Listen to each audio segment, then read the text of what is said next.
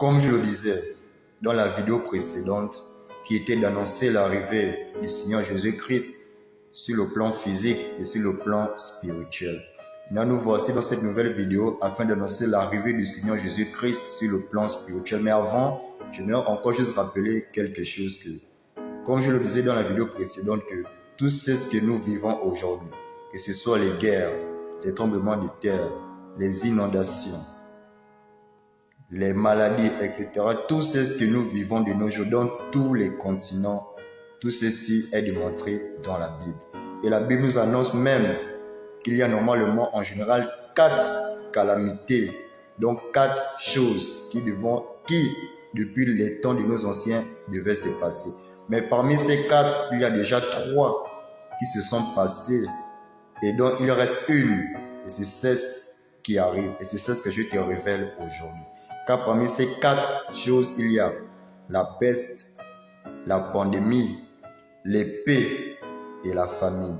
Dans ces 3 choses, nous avons déjà vécu dans la peste qui ne sont que tout ce que nous avons vécu au quotidien.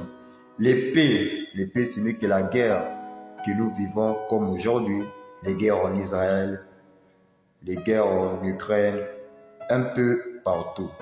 La pandémie, en 2020, nous avons vécu quoi? La Covid, qui a été l'un des plus grands chocs que le monde a subi. Et dans la dernière, lorsque tu regardes bien le monde entier, il y a quelque chose que le monde pas est en train, mais d'ici, peut-être même l'année prochaine, subira. Et l'un de ces derniers mots, ce n'est que la famine. Hormis l'épée, la pandémie, la famine frappera fort, c'est-à-dire la faim, la nourriture. Dans les précédents jours, nous chercherons beaucoup à manger. C'est-à-dire qu'il y aura une grande famine et cela durera. Et cela durera.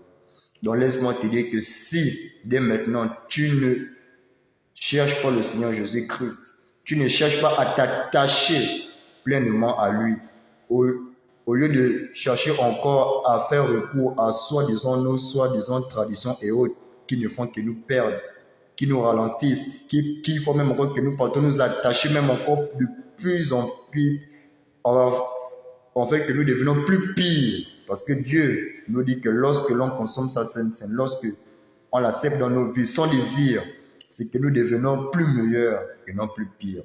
Mais le fait de retourner dans nos sources en tant qu'Africains, nous